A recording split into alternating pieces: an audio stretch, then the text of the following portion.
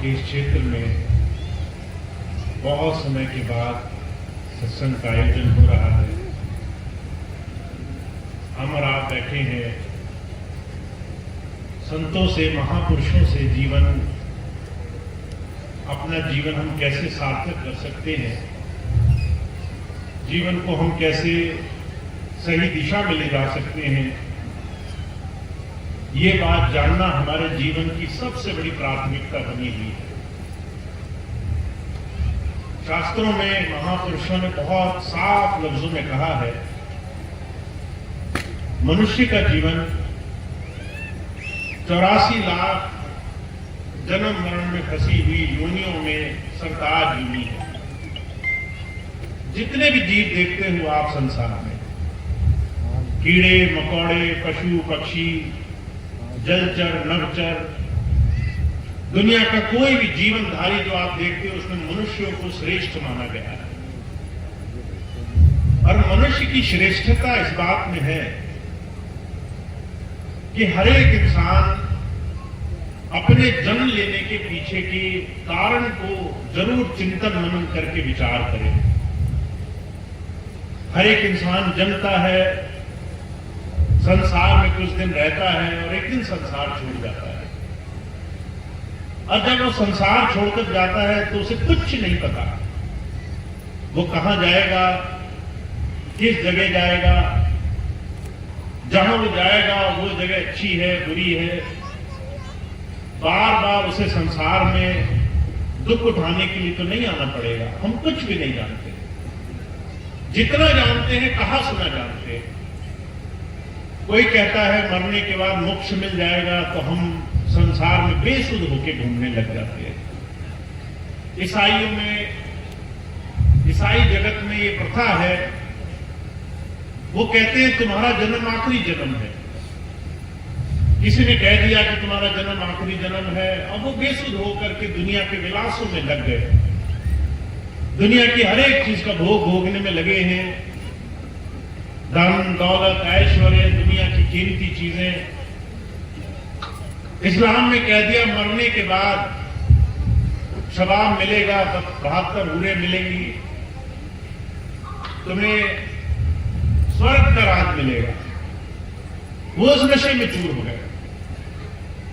बुजुर्ग कहा करते थे, सिर्फ हिंदू धर्म, सनातन धर्म ऐसा है जो चिंतन मनन करने को कहता है।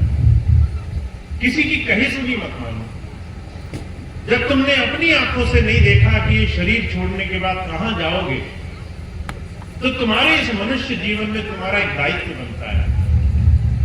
तुम्हें इस मनुष्य जीवन में पहले ये जानना है जीवन क्यों मिला है, फिर ये जानना है कि जीवन का वो क्या लक्ष्य है जिसके लिए तुम संसार में आए, और उस लक्ष्य को पाने के लिए जीवन में प्रयास करना है। जब हम इन तीनों चीजों पर विचार करते हैं, तो जो कहा करते थे, तरह तरह से महापुरुषों ने हर एक चीज का चिंतन मनन किया है। हर एक वो चीज जो आज हमें बहुत कीमती लग रही है, वो हमारे साथ हमेशा चर अचर रहेगी या नहीं रहेगी। कबीर साहब ने कहा, क्या मांगू कुछ थिर न रहाई, देखत नैन जगो जग जाए। संसार की कोई भी चीज आप देख लो जो आपको कीमती लग रही है, जिसके लिए आप हर रोज सुबह से लेकर शाम तक बिना आराम मेहनत कर रहे हैं, वो घर हमेशा आपका नहीं रहेगा। परिवार, वो भी अपने अपने समय में अपने अपने कर्तव्यों का निर्वाह करके आपसे दूर जाता रहेगा। धन दौलत आज है कल नहीं है, शरीर स्वास्थ्य आज है कल नहीं है। अगर आज आप जवान हैं तो कल बुढ़ापा आएगा, शरीर में कमजोरी आएगी। कौन सी ऐसी चीज है जो आपके जीवन में चर अचर है, हमेशा साथ रहने वाली है? अभी कुछ दिन पहले मुझे बहन जी मिली, बहुत परेशान, कहने लगे भैया जी शादी किए हुए 15-16 साल हो गए, बच्चा नहीं है कोई। मैंने कहा 15-16 साल में तो आप सब कुछ करके देख चुकी होगी, डॉक्टर के पास गई होगी, इलाज कराया होगा, सबके पास गई होगी, सब किया उन्होंने। मैंने पूछा, जब डॉक्टरों के इलाज सब कुछ करने के बाद नहीं हुआ तो कहीं हो सकता है ईश्वर की इच्छा हो, वो चाहता हो कि तुम्हें जैसा जीवन मिला वैसा रहना है। कहने लगी संतोष नहीं होता। मैंने कहा संतोष न होने के पीछे कारण क्या है? कहने लगी अगर बच्चा नहीं होगा नाम कैसे चलेगा? कई बार हमारे और आपके दिल में भी आता है, हम किसी न किसी चीज के लिए जी रहे हैं, पैसे के लिए, धन के लिए, कई लोग नाम के लिए जी रहे हैं, नाम चले, हमारा नाम पीछे याद किया जाए। पर कबीर साहब कहते हैं नाम भी नहीं चलेगा, तुम्हारा नाम भी नहीं याद रखा जाएगा। का 1 लाख पूत 1.25 लाख नाती, किस रावण की खबर न पाती। आप और हम तो बहुत साधारण मनुष्य हैं, न पैसा है, न जायदाद है, न राजपाट है, कोई राजा महाराजा तो है नहीं कि पूरा देश हमारे नाम पर हो। रावण जैसा महापराक्रमी राजा, कह लंका सी कोट समुद्र सी खाई, तिस रावण की खबर न पाई। लंका जैसा महान दुर्ग था उसका, ऐसी जगह जहां पर कोई आक्रमण नहीं कर सकता था, कोई हमला करना चाहता तो उसे पहले समुद्र पार करना पड़ता था, फिर इतना बड़ा दुर्ग पार करना पड़ता था, फिर राक्षसों की सेना से लड़ना पड़ता था, फिर वो खुद महापराक्रमी। ऐसे बड़े महापराक्रमी कबीर साहब कहते हैं जब वो अपना नाम नहीं बचा पाया, जब उसके इतने पुत्र, उसके नाती, उसके तमाम परिवार के बड़े बड़े लोग वो उसका नाम नहीं बचा पाए, हमारा और आपका नाम कैसे बचेगा? हमारा और आपका नाम कौन याद रखेगा? हमारे और नाम के, आपके नाम को याद कोई करे, उससे हमें क्या फर्क पड़ जाएगा? आपको लगता है संसार की कौन सी चीज ऐसी है जिसके लिए जीना सार्थक होगा? क्या पैसा है, क्या धन है, क्या रुपया है, क्या नाम है, क्या पदवी है? कबीर साहब कहते हैं मनुष्य को विशेष इसलिए बनाया कि उसे विचारना है, सोचना है, कौन सी ऐसी चीज है जो तुम्हें कमानी है, कौन सी ऐसी चीज है जो तुम साथ ले जाने के लिए जीवन में कुछ कर सकते हो। इस संसार में हमें संसार की कोई ऐसी वस्तु नहीं है जो संसार में शरीर छोड़ने से रोक सके, जो मृत्यु से हमें बचा सके, जो हमें जन्म और मरण के इस बंधन से छुड़ा सके। कोई ऐसी ताकत नहीं है। न पूजा पाठ से बचेगा, न जब तक नियम संयम उपवास से बचेगा, न मरने के बाद यज्ञ हवन करने से बचेगा। आपने देखा नहीं है बहुत से लोग जब शरीर छोड़ते हैं तो लोग कई बार अलग तरह के अनुष्ठान कराते हैं, शांति पाठ कराते हैं, यज्ञ कराते हैं, और जब पंडित जी आते हैं तो पंडित जी कहते हैं जो शरीर छोड़ गया बहुत अच्छा था, इसको मोक्ष हो गया। पंडित जी ने सर्टिफिकेट दे दिया, मोक्ष हो गया, हम भी खुश, वो भी खुश। कोई नहीं जानता है संसार में हमारी गति क्या हो रही है, हम कहां हैं, कहां जी रहे हैं, कैसे जी रहे हैं, और हमारा अंत क्या होने वाला है। कबीर साहब कहा करते थे ये पशुचर जीवन है, पशुओं की तरह जीना है। किसी पशु को, किसी जानवर को अगर आप अपने घर में बंधा हुआ पाओ, उस जानवर से आप ये आशा नहीं कर सकते कि वो जीवन में सही और गलत का निर्णय करेगा, अपने पराये का निर्णय करेगा, अच्छे बुरे का निर्णय करेगा। उसका काम है, जो उसका कर्तव्य है, जो जीवन है वो जीना।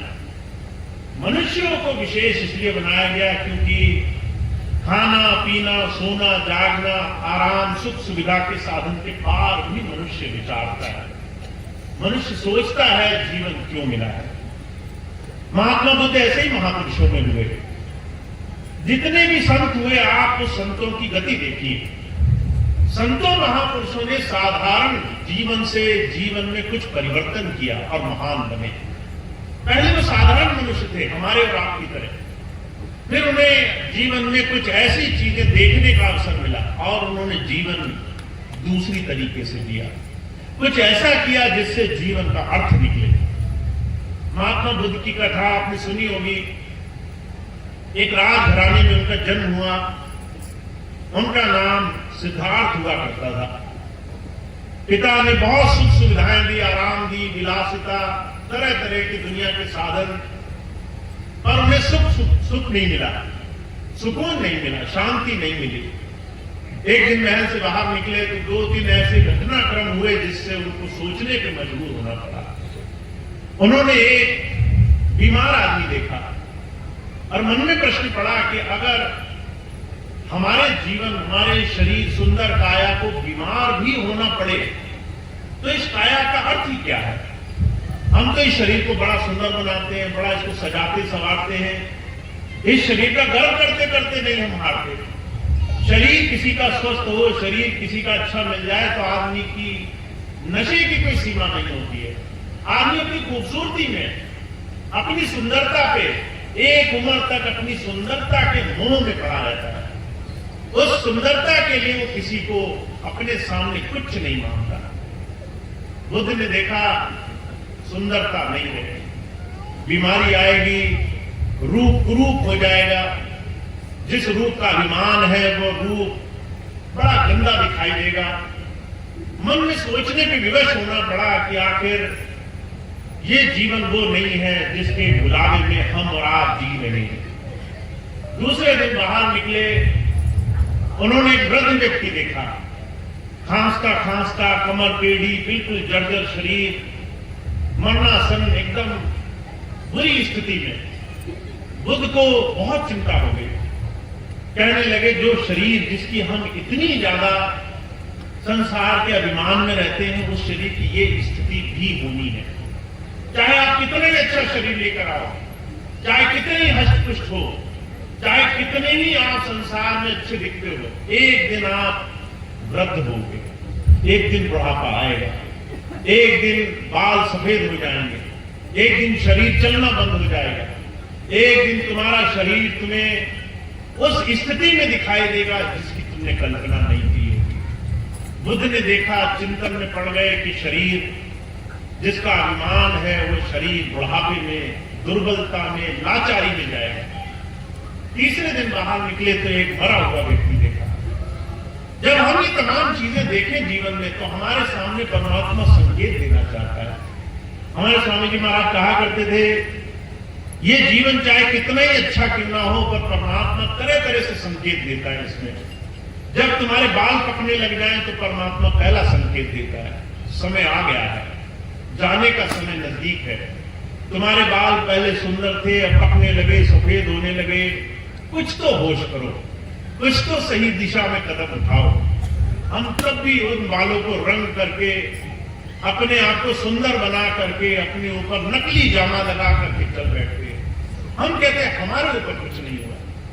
स्वामी जी कहा करते थे, दूसरी निशानी प्रभु देता है, तुम्हारी नजर कम हो जाती है, कान से सुनना बंद हो जाता है, जवान लड़खड़ाने लगती है, शरीर चलना बंद हो जाता है, खाना पीना रास नहीं आता, शरीर काम करना बंद कर देता है। हम फिर भी कहते हैं हमने संसार नहीं छोड़कर जाना। हम संसार की उन चीजों की चिंता करते हैं जिन चीजों का हमसे कोई लेना देना नहीं। महाराज जी कहा करते थे, ये तमाम वो मोह पाश है जिसे गुरु समझाना चाहता है। कबीर साहब ने कहा, काम तजे तो क्रोध न जाई, क्रोध तजे तो लोभा, लोभ तजे अहंकार न जाई, मान बढ़ाई शोभा। हम और आप संसार में जिस शरीर को लेकर आए, उस संसार में जिन जिन चीजों के पीछे हमने दौड़ लगाई, वो सारी चीजें नकली थी। आज नहीं तो कल तुम्हें बात पता चल जाएगी। आज तुम्हें लगेगा सब सच्चा है, पर एक दिन ऐसा आएगा लोग तुम्हारे हाथ से चीजें छीन लेंगे, लोग तुम्हारे नाम से तुम्हारा नाम छीन लेंगे, लोग तुम्हारे बड़े बड़े औहदे पद, तुम्हारे बड़े बड़े मान सम्मान की प्रतिष्ठा तुमसे छीन लेंगे। तुम जिस बड़े भारी अहंकार में हो, वो अहंकार एक पल में चूर होगा। बुजुर्ग कहा करते थे, संत तुम्हें समय रहते समझाना चाहता है। तुम्हारे जीवन में जब तक तुम्हारे अंदर समर्थता है, समर्थ हो, अभी तुम्हारे पास शक्ति है, अभी तो तुम कुछ कर सकते हो। एक दिन लाचार हो गए, एक दिन तुम कमजोर पड़ गए, हाथ में लाठी आ गई, चलना फिरना दूभर हो गया, फिर तुम्हें दुर्भाग्य के अलावा, फिर रोने के अलावा तुम्हारे पास कुछ नहीं बचेगा।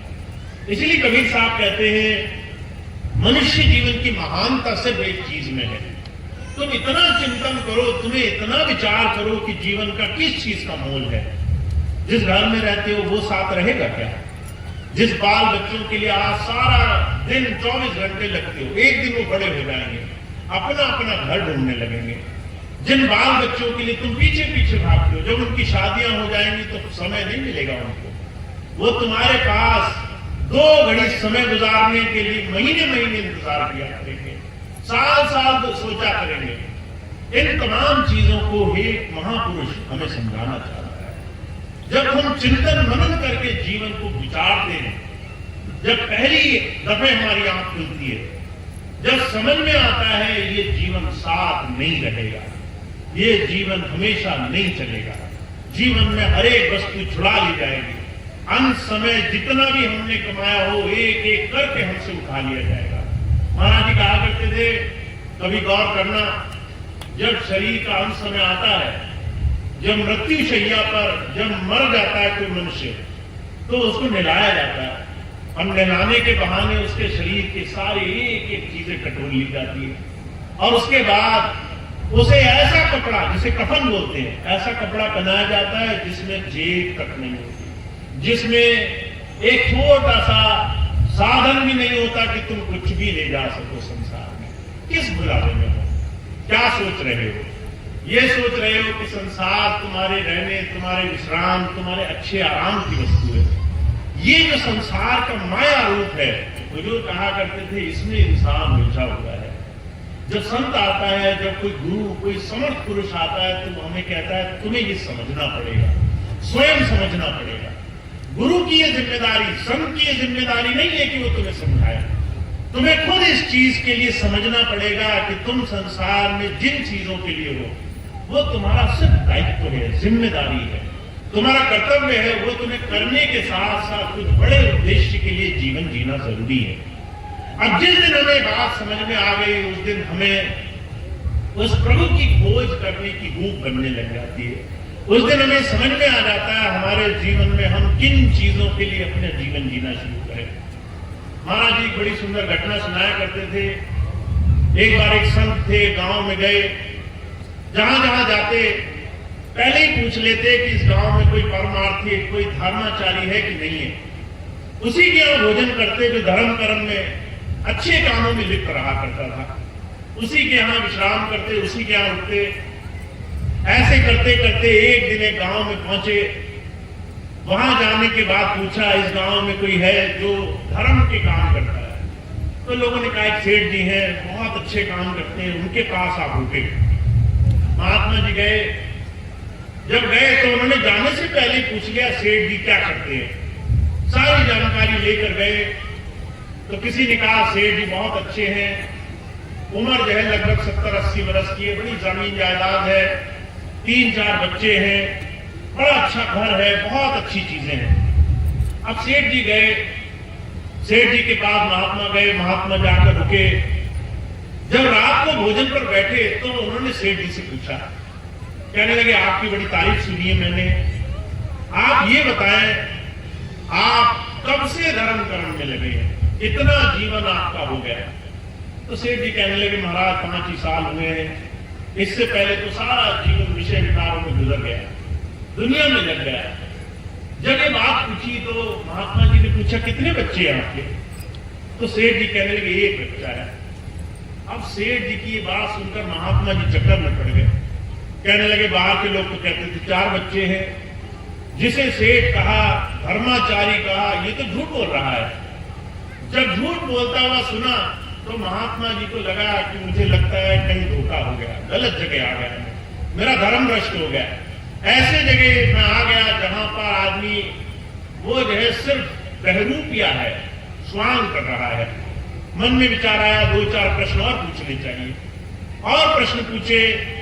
कहने लगे कितनी संपत्ति है? तो सेठ जी की अथाह संपत्ति थी, पर कहने लगे मेरे पास सिर्फ 1 लाख रुपया है।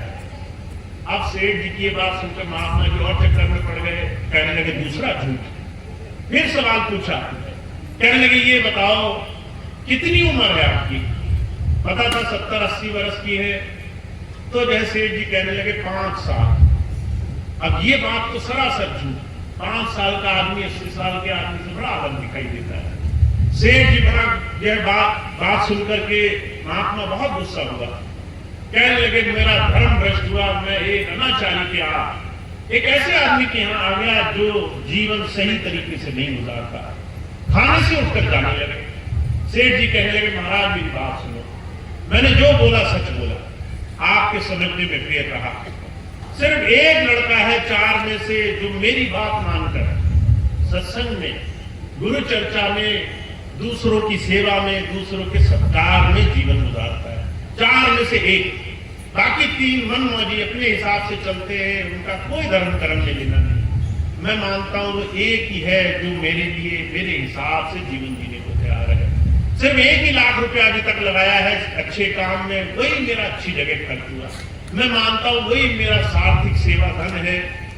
मेरी उम्र सिर्फ 5 साल इसलिए कि सिर्फ 5 ही साल हुए मुझे इस सही रास्ते पर आए, बाकी सारी उम्र तो व्यर्थ चली गई मेरी। सेठ जी की बात सुनी, महात्मा जी बहुत खुश हुए, कहने लगे तुम सच में महात्मा हो। सेठ के रूप में तुमने ही सच में अपना जीवन जीना शुरू किया है। हुजूर कहा करते थे हम उस दिन अपने जीवन को समझते हैं जिस दिन हम ये समझ जाएं कि जीवन में कोई चीज हमारे साथ नहीं होगी। हमारे स्वामी जी महाराज एक बात कहा करते थे, जिस दिन तुम्हें ये बात समझ में आ गई कि तुम्हारा जीवन गुरु की कृपा से, उस प्रभु की कृपा से जीते जी तुम धन्य कर सकते हो, उस दिन संत को तुम्हारे पीछे नहीं आना पड़ता। उस दिन महात्मा को, एक महापुरुष को तुम्हारे पीछे नहीं आना पड़ता। उस दिन तुम खुद उस प्रभु की तलाश में अपना जीवन जीने लग जाते हो। अभी कुछ दिन पहले की घटना है, हरिद्वार का एक छोटा सा वृत्तांत सुनाता हूं मैं आपको। हरिद्वार जब हम गए, एक भाई आया लगभग 14-15 साल बाद मिलने, कहने लगा भैया जी मुझे किसी ने खबर करी आप आए तो मैं आपसे मिलने आया। मैंने बहुत पहले गुरुजी से नाम लिया, बीच में बहुत वर्ष इधर उधर रह गया, आज मैं आपसे मिल पाया। मुझसे कहने लगा भैया जी ये बताओ मेरा भजन में मन क्यों नहीं लगता। मैंने कहा भाई ये सवाल तो मुझे तुमसे पूछना चाहिए, तुम मुझसे पूछ रहे हो, ये सवाल तो मुझे तुमसे पूछना चाहिए। कहने लगा मैं बहुत कोशिश करता हूं पर मैं भजन नहीं कर पाता, मैं भजन कैसे करूं इसका कोई समाधान बताएं। मैंने कहा अगर आपकी खुद इच्छा नहीं करती भजन करने की, अगर आपकी खुद इच्छा नहीं करती प्रभु से जुड़ने की, तो ये भी जबरदस्ती का सौदा है। अभी गुरु जी को आपको समझाना है, आपको समझने के लिए थोड़ा सा स्वांग करना है, अभी आपके खुद लगन नहीं लगी है, अभी आपको खुद उस प्रभु से जुड़ने की चाह नहीं है। जब तक आपकी खुद की चाह नहीं होगी, वो प्रभु सब कुछ भी आपको दे दे तो भी आपके लिए उसका कोई कीमत, कोई आपका भाव नहीं है। वो आपके सामने सब कुछ रख दे तो भी आपके जीवन में आप उस चीज की कदर नहीं कर पाएंगे। आपको अपने जीवन में सबसे पहले जानना जरूरी है कि आप अपने जीवन में अगर उस प्रभु भक्ति में नहीं जुड़े तो जीवन खाली रह जाने वाला है, जीवन हाथ से निकल जाने वाला है। तो वो भाग्यशाली हैं जिन्होंने अपने जीवन में चिंतन मनन करके अपने जीवन के हर एक छोटे से छोटे पहलू को ध्यान करके हर एक चीज पर चिंतन मनन से अपने जीवन को इस दिशा में ले जाना शुरू कर दिया है। हमारे लिए भक्ति का क्या महत्व होना चाहिए, हमारे लिए एक संत की शरण में बैठने का क्या महत्व होना चाहिए। महाराज जी बुजुर्ग कृपाल सिंह जी महाराज ने इस चीज का जीवन चरितार्थ करके दिखाया। बहुत से महात्मा ऐसे भी हुए जिन्होंने बिना चाह के गुरु जी से मिलने का रास्ता पा लिया। महाराज जी ऐसे नहीं थे। बुजुर्ग कृपाल सिंह जी महाराज को बहुत जतन करने के बाद हुजूर बाबा सावन सिंह जी महाराज के दर्शन हुए थे। बचपन से लगन थी, संत मिले और 20 बरस के बाद बहुत खोज, बहुत मिन्नत करने के बाद उन्हें बाबा जी के दर्शन हुए थे। इसीलिए जब भी वो बाबा जी के दर्शन करने जाते तो एक एक दम, एक एक घड़ी गुरु जी की तरफ ध्यान रखा करते थे, उनकी नजर नहीं चूकती थी। हुजूर कहा करते थे अगर एक पल, एक घड़ी मैं अपने गुरु की तरफ ध्यान न कर पाऊं तो बड़ी बेचैनी होती है। मैं एक घड़ी उनका ध्यान न करूं तो मुझे बड़ी अंदर से भूख उठती है। एक दिन व्यास डेरे में महाराज जी थे, कृपाल सिंह जी महाराज देर रात तक बैठे रहे। जब जाने का समय आया, हुजूर बाबा सावन सिंह जी महाराज ने कहा अब देर हो गई, सबको जाना चाहिए। सारी संगत जितनी बैठी थी उठकर जाने लगी तो हुजूर कृपाल सिंह जी महाराज बाहर आकर कहने लगे बीबी एक बार क्या बाबा जी के दर्शन और हो सकते हैं? तो बीबी कहने लगी अभी इतनी देर तो बैठे, इतनी देर तक देखते रहे, अब एक बार और देख लोगे तो क्या हो जाएगा, एक बार में तुम्हें क्या मिल जाएगा? और वो बड़ी मिन्नत करते रहे। बहुत मिन्नत करने के बाद बीबी अंदर गई, बाबा सावन सिंह जी महाराज से कहा। कृपाल सिंह जिद करते हैं, कृपाल सिंह कहते एक बार दर्शन और करा दो। इसके पीछे कारण क्या हो सकता है? अब कुछ लोगों को ये बात नहीं समझ में आती कि किसी के अंदर प्रेम अगर प्रकट हो जाए, किसी को अगर प्रभु दर्शनों की चाह प्रकट हो जाए, तो उसके लिए फिर दिन रात कुछ नहीं होता, उसके लिए फिर सीमाएं असीमित हो जाती है, उसके लिए फिर हद बेहद हो जाती है, उसे फिर संसार में दिन रात सुख दुख आराम बाहरी चीजों का कोई लेना देना नहीं रहता। अब बीबी ये बात नहीं समझी, कहने लगे अभी घंटों बैठे रहे, बाहर जाते ही कहते फिर से दर्शन करने हैं, इसका क्या मतलब हुआ? बाबा सावन सिंह जी महाराज कहने लगे प्रेमी का दिल छलनी की तरह होता है, जैसे तुम छलनी में कोई चीज डालो वो टिकती नहीं है, छन के बाहर हो जाती है, ऐसे जिसको प्रेम हो गया उस प्रभु से, उसका प्रेम से कभी दिल भरता नहीं है। उसे हर पल उतना ही चाहिए जितना उससे पहले मिला था, उसे हर पल उतनी ही भूख लगी रहेगी जितना उससे पहले लगी थी, वो कभी भर नहीं पाएगा, उसे अंदर से इतनी विरह लगी रहेगी। कृपाल सिंह जी महाराज ऐसे ही महापुरुषों में हुए जिन्होंने बहुत मिन्नत करके, बहुत मेहनत करके गुरु के दर्शन पाए थे। वही बाबा जयमल सिंह जी महाराज के जीवन की घटना आती है। उनका एक मित्र था जो उनकी बड़ी झूठी वाहवाही करता था। एक दिन बाबा जयमल सिंह जी महाराज ने किसी बहस में बात करते करते अपने मित्र से अपने पक्ष में कोई गवाही सुनी। बाबा जी बड़े खुश हो गए कि ये मेरा मित्र मेरा साथ दे रहा है, तो उन्हें दया आई, उन्होंने नाम दिया, भजन सिमरन का तरीका समझाया, ध्यान करने का तरीका समझाया, और ये समझा करके वो फौज की नौकरी करते थे, चले गए। 6 महीने बाद दोबारा आए। जब 6 महीने बाद दोबारा आए तो उन्होंने अपने मित्र से पूछा, तुमने नाम कमाया क्या? मैंने भजन का तरीका दिया था, भजन किया क्या? तुमने कितनी याद करी? तो वो कहने लगा मैं तो भूल गया, मैं तो नाम ही भूल गया, तुमने नाम दिया था, मैंने तो दोबारा कभी नाम नहीं किया। तो बाबा जयमल सिंह जी महाराज का इतना दिल दुखा, इतना कष्ट हुआ, उसके बाद उन्होंने बहुत लंबे समय तक अपने उस मित्र से बात नहीं की। लोग पूछा करते थे उससे ऐसी क्या गलती हुई?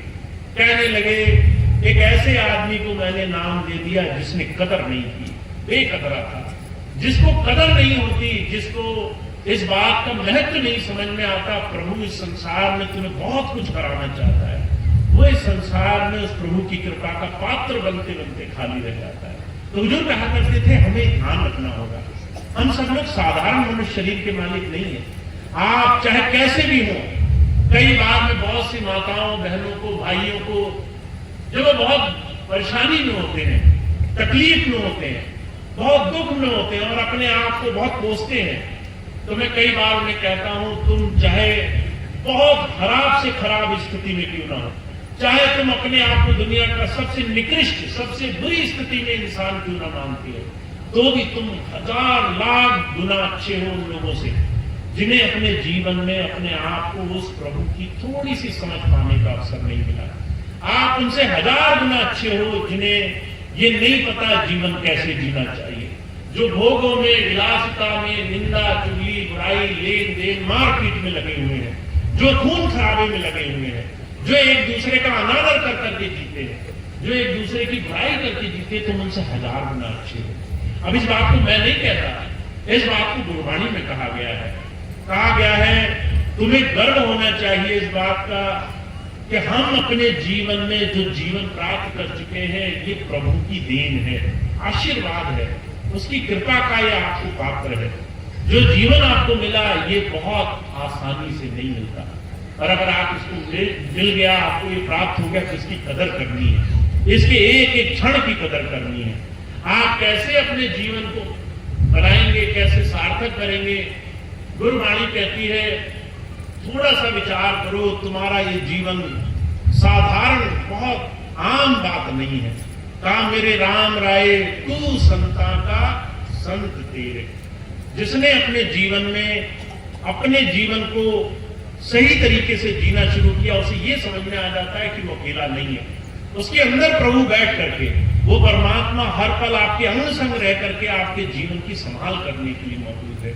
तो हमें सिर्फ एक छोटी सी बात समझनी है, हम इस संसार में चाहे जिस भी परिस्थिति में क्यों ना हो, हमें कष्ट हो, परेशानी हो, चीजें हमारे मन मुताबिक ना हो रही हैं, हमें लगता है हम गरीबी में हैं, तंगी में हैं, हजार बुरी स्थिति क्यों ना हो, फिर भी हमारे जीवन में हमें प्रभु ने वो दिया है, ऐसी बड़ी नियति दी है, ऐसी बड़ी दात दी है, जिसको अगर हम समझ गए तो जीवन सार्थक हो जाएगा। तो इसको जानने के लिए गुरु धारण करना जरूरी होता है, गुरु के नाम से जुड़ना जरूरी होता है। जब आप संत के पास जाओगे तो आपको संसार के और परमार्थ के बीच का भेद समझा देगा। वो ये बता देगा एक चीज ऐसी है जो यही छूट जाएगी हर हालत में, और एक चीज ऐसी है जो तुम्हारे साथ रहेगी, तुम्हारे अंदर खुमारी बन करके, आनंद का एक बड़ा भारी खजाना बनकर तुम्हारे साथ रहेगी। तुम्हें उस जब तक नाम से जुड़ने का अवसर नहीं मिला, जब तक तुम्हें अंदर उस प्रभु की दया महर से जुड़ने का रास्ता नहीं मिला, तब तक जीवन अधूरा है। तो हमारा जीवन, आपका जीवन, ये जिस काम के लिए मिला है उसको आप 3 चीजों से कर सकते हो। पहली चीज, चिंतन मनन करके, पहले विचार करके हर एक चीज को जानना जरूरी है, कौन सी चीज हमेशा साथ रहने वाली है। दूसरी चीज, अगर तुम्हें समझ में आ गया कौन सी चीज तुम्हारे साथ नहीं रहेगी, तो उन चीजों में इतना ज्यादा समय लगाना बंद करो, उन चीजों के लिए इतना पीछे भागना बंद करो, उन चीजों में दिन रात घुटना बंद करो। पता है ये चीज समय रहते बदलने वाली है, समय रहते चीजें खत्म होने वाली है। हर एक चीज जो साथ नहीं जाएगी उस पर इतना दिमाग लगाना बंद करो। समय है, आज अच्छा है, कल बुरा है, ये तमाम समय हमें बस कुछ समझाने के लिए आया है। तो जो कहा करते थे इस बात को, बड़े बड़े संत आए, उन्होंने कहा ये दुनिया की दूसरी सबसे बड़ी बात है, प्रोसेस ऑफ एलिमिनेशन। उन चीजों को अपने 24 घंटे में से हटा पाना जो तुम्हें व्यर्थ लगे, जो तुम्हें पता है तुम्हारा मतलब सिद्ध नहीं करेगी, वो चीजें जो तुम्हारे काम नहीं आएंगी। जिस दिन तुम समय बचाने लग रहे हो, उस दिन तुम अपना समय ऐसी जगह लगा पाओगे जहां तुम्हें उस प्रभु से जुड़ने का, जीवन में सच्ची कमाई करने का अवसर मिलेगा। तो आपको कहीं जाना नहीं है, आपको कुछ करना नहीं है, आपको कुछ बड़े बड़े जतन नहीं करने हैं, आपको अपने अंदर की सफाई करनी है। पहले आपका मन इस चीज से निर्मल हो जाए कि जीवन में क्या करना था, फिर इस बात की तरफ आ जाए कि आप उन तमाम चीजों से बच सके जो निरर्थक है, और उस चीज में समय लगा सकें जो हमेशा आपके साथ रहने वाली वस्तु है। तो हमारे स्वामी जी महाराज एक ही बात कहते हैं, हम और आप जो हर एक इंसान अपने शरीर में बैठ चुका है, इस शरीर को लेकर आ चुका है, उसके जीते जी उसको अपने आप पर मंथन करना चाहिए, सोचना विचारना चाहिए, अपने लिए हर रोज सुबह शाम थोड़ा सा विचार करना चाहिए। क्या मैं वो जीवन जी रहा हूं जिससे मुझे ग्लानि न हो? क्या मैं आज, अगर आखिरी दिन हो मेरा, तो मैं वो काम कर चुका हूं जिससे मुझे गर्व होगा अपने जीवन जीने का? अगर आज मेरा आखिरी दिन हो संसार में, तो क्या मैं वो काम कर रहा हूं जिससे मुझे खुशी मिले?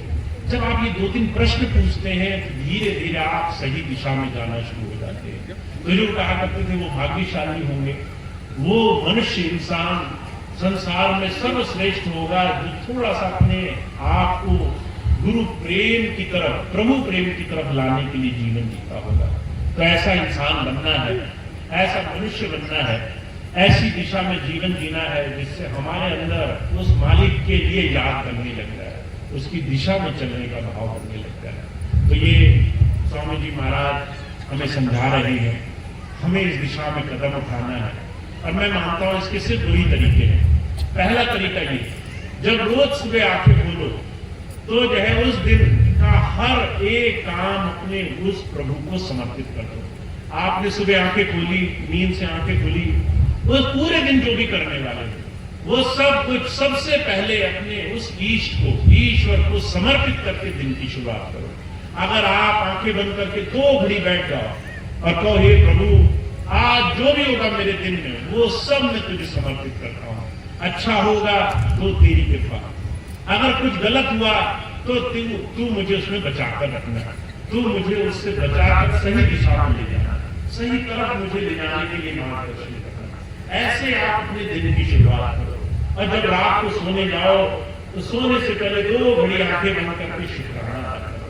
ये प्रभु धन्य है, आज जीवन में बहुत कुछ हुआ, अच्छा भी हुआ, बुरा भी हुआ, पर तूने मुझे बचा कर रखा। अच्छा हुआ तुम मेरे को अभिमान नहीं आने दिया, मैं अहंकार में पागल नहीं हो गया। और जो है बुरा हुआ तो मैं टूटा नहीं, मैंने तुझे नहीं बुलाया, मैं जो है बहुत कड़वा नहीं हो गया, मेरे तरफ प्रेम बना। हे प्रभु तेरा शुक्र है, तेरा धन्यवाद।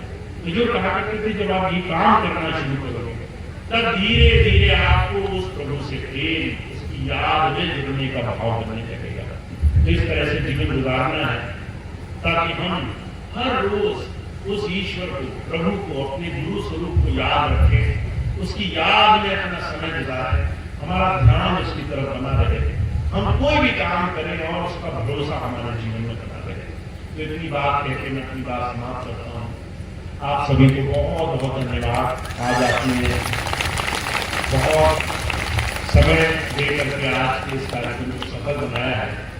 दूर दूर से आज बहुत सारे प्रेमी भाई बहन आए हैं, बहुत से भाई बहन ने जिन्होंने पहले से आकर सेवा कार्य को संभाला, लंगर प्रसाद की सेवा, दूसरी तमाम सेवाओं में अपना सहयोग दिया, उन सबको बहुत बहुत आभार। उनके प्रयासों से इतना सुंदर कार्यक्रम हुआ।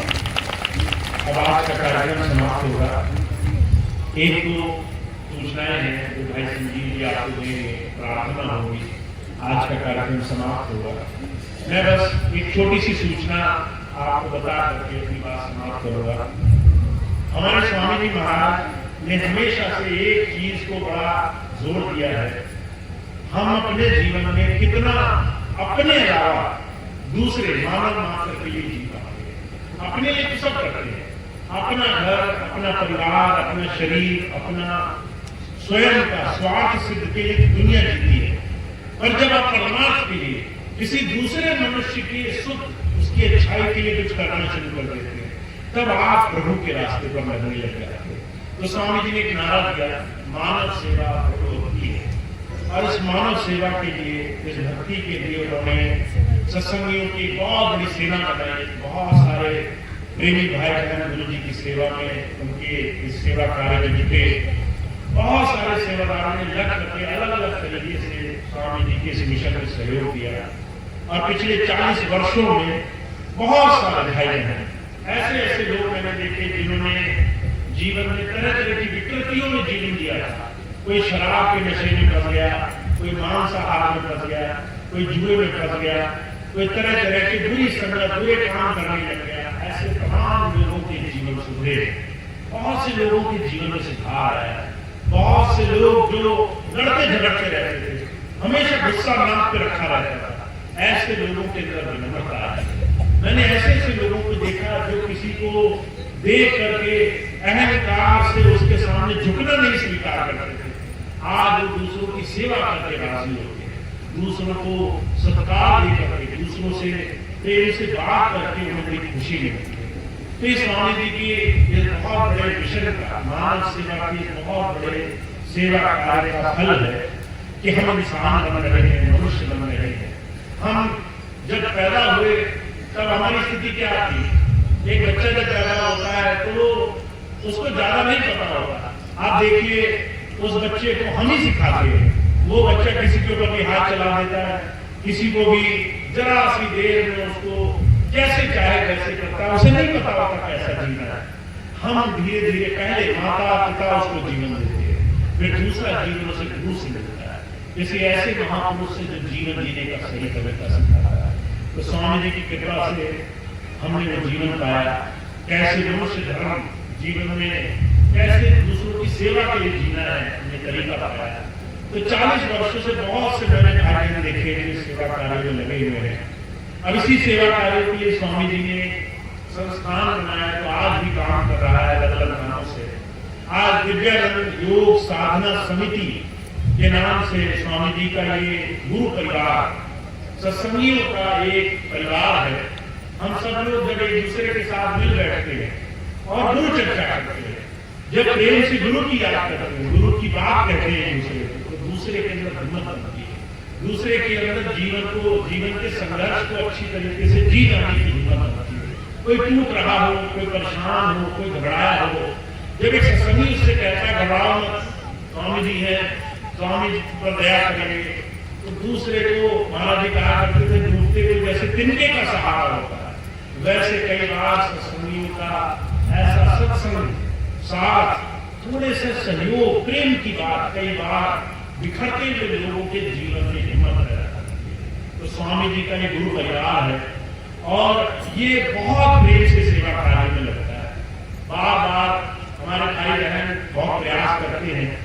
अब इसमें आपको उनका थोड़ा सा सहयोग बढ़ाना है ताकि ये सेवा कार्य हम जन जन तक पहुंचा सके। मेरा एक ही भाव है कि जो स्वामी जी ने किसी भी एक व्यक्ति के लिए जीवन में उसे गुरु नाम से जोड़कर जीवन सही दिशा में लगाकर उसकी बुराइयां छुड़ा करके, शराब, बीड़ी, सिगरेट, तंबाकू, नशा, जुआ, तरह तरह की बुराइयां छुड़ाकर उसे सही रास्ते पर लगाया, वो रास्ता हम जन जन तक, गांव गांव तक, हर जगह पहुंचा सकते हैं। तो उसके लिए आप सबको एक सहयोग करना होगा, एक गुरु जी के सेवा के मिशन में हाथ लगाना होगा। 2-3 बहुत सुंदर कार्यक्रम चलते हैं हमारी संस्था के द्वारा।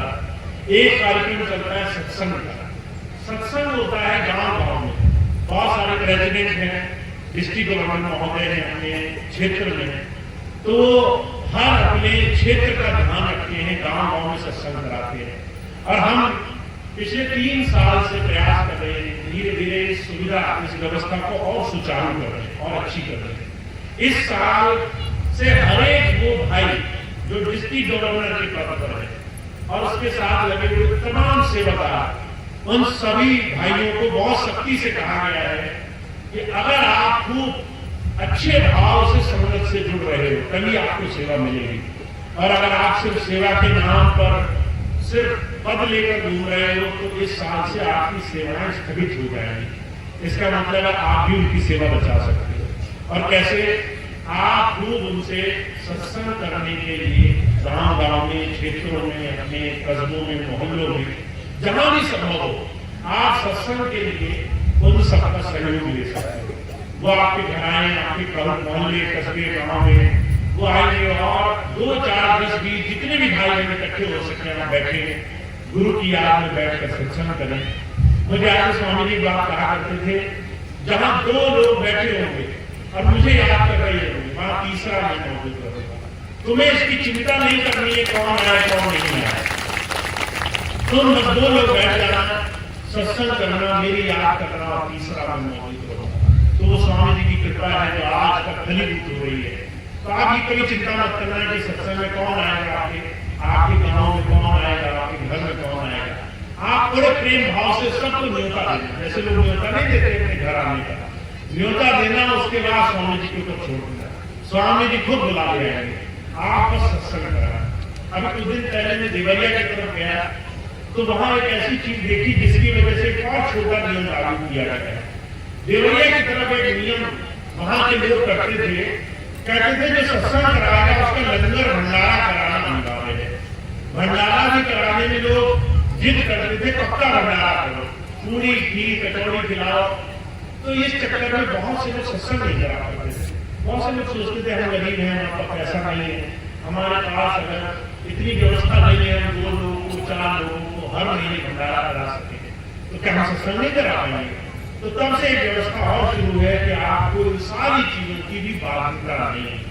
आप जब सत्संग कराएं तो आप अगर सत्संग में सिर्फ पानी पिला करके प्रेम से लोगों को कहेंगे यही प्रसाद था, तो कोई सत्संग की शिकायत नहीं करेगा।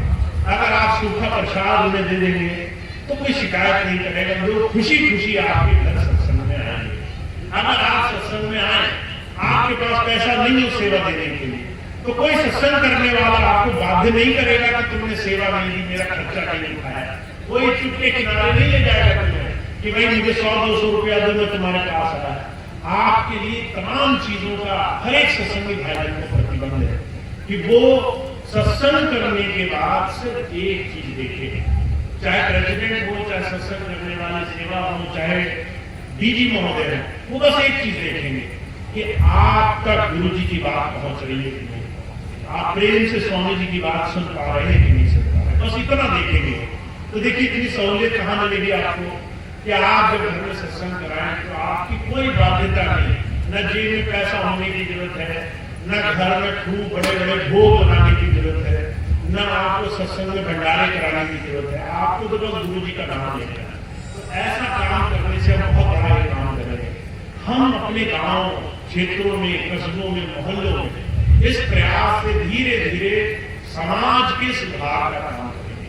तो हमारे स्वामी जी की ये एक बहुत बड़ी सेवा है कि हमें धीरे धीरे सत्संग से लोगों को सुधार की तरफ ले जाना है। बुराइयां छूटे लोगों की, शराब छूटे, नशा छूटे, मांस छूटे।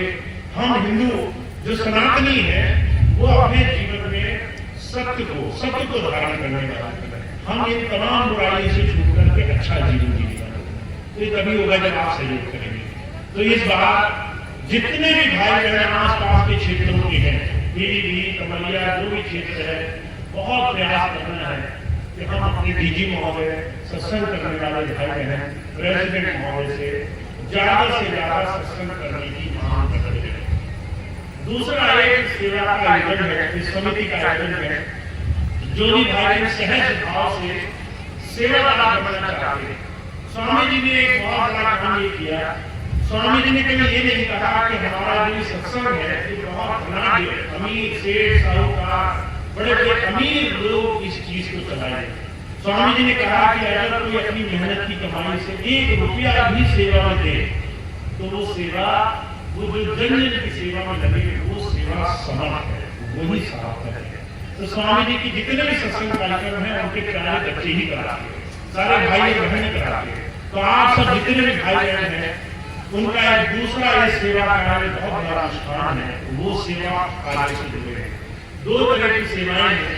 पहली सेवा ये है कि आप समर्पित सेवादार बनकर, आजीवन सेवादार बनकर के अपने क्षेत्रों के सत्संग कार्यों को सहयोग कर सकते हैं, वहां की संगत के लिए, वहां के कार्यक्रमों के लिए सहयोग कर सकते हैं। जब आप 2, 4, 10, 20, 50 भाई अपने क्षेत्र से समर्पित सेवादार, आजीवन सेवादार बन जाते हैं तो उनकी सेवाओं से वहां के बड़े बड़े कार्यक्रमों के लिए बड़ी बड़ी व्यवस्थाएं सुलभ कराई जाती है। बहुत सारी व्यवस्थाएं वहां की अच्छी कराई जाती है। बहुत से सत्संग की टीमें जो निःशुल्क सेवा कार्य में लगती है उनके तमाम खर्चे उठाए जाते हैं ताकि दूर दूर तक जाकर सत्संग कर सके। तो इस सत्संग के कार्यक्रम बहुत तेजी से चल रहे हैं। इसमें दूसरा आप सहयोग कर सकते हैं, सेवा के इस प्रयोजन में अपना सहयोग सेवादार बनकर। तो या तो आप समर्पित सेवादार बन सकते हैं अपने डीजी महोदय से, या फिर आप आजीवन सेवादार बन सकते हैं, या फिर आप गेहूं और अनाज की सेवा दे करके वो सेवा का कार्य कर सकते हैं। 50 किलो गेहूं या 50 किलो अनाज देकर, धान दे करके, या कोई और फसल आप जो है अपने क्षेत्र में अनाज से भी सेवा बढ़ा के इस कार्यक्रम में सहयोग कर सकते हैं। तो हमारे बहुत से भाई बहन इसमें बहुत वर्षों से सहयोग कर रहे हैं। पीलीभीत का क्षेत्र हमेशा से बहुत बड़ा रहा है इस क्षेत्र में। तो आप सभी भाई बहन जो इस सेवा कार्य में लगे हैं वो अपने तमाम जो सहयोगी जन है उनका साथ निभाते रहे ताकि वो इस क्षेत्र के सत्संग को आगे बढ़ाते। तो इसमें आखिरी बात मैं कहूँगा, जो भी भाई बहन हमारे गेहूं सेवा में उन्होंने पिछले महीने खूब सेवा करी, उनका सबसे पहले हम सबको बहुत आभार प्रकट करना चाहिए। वो गाँव गए, सब जगह पहुंचे, हर जगह लोगों से जाकर उन्होंने सेवा इकट्ठी की, हर जगह जाकर प्रयास किया, आप सब तक पहुंचे, आप सबसे सेवा का उन्होंने अनुष्ठान लिया। तो इतनी मेहनत करने के लिए सबसे पहले जो सेवादार भाई बहनों का हमें आभार प्रकट करना चाहिए कि उन्होंने इस कार्यक्रम में इतना सहयोग दिया। अब वो तमाम सेवादार भाई बहन इस महीने तक एक काम जरूर करेंगे, वो तमाम रसीदें और सेवा जल्द से जल्द पीलीभीत या बरेली के सत्संग तक जमा कराने का प्रयास करेंगे। आपके पास इस महीने की आखिरी तक आपके पास समय है, आपको वो रसीद बुके भी जमा करना अनिवार्य है जिससे आपने सेवा जमा की है। वो रसीद बुके इसके बाद पूरी तरह से कार्यान्वित नहीं होंगी, जिससे आपने गेहूं सेवा काटी उसका उस रसीद का कार्य पूरा हो गया, वो अब आगे नहीं चलेगी। तो आपको वो भी जमा करनी है और आपको सेवा का जो आपने कार्य पूरा किया उस कार्य को संपन्न करने के लिए उसे बरेली और पीलीभीत तक पहुंचाने का भी काम कर रहा है। तो बहुत बहुत धन्यवाद सभी भाई बहनों का आज इस कार्यक्रम का सुंदर हिस्सा होने के लिए। अब आगे के कार्यक्रम भाई संजीव आपको बताएंगे और प्रार्थना करना सभी भाई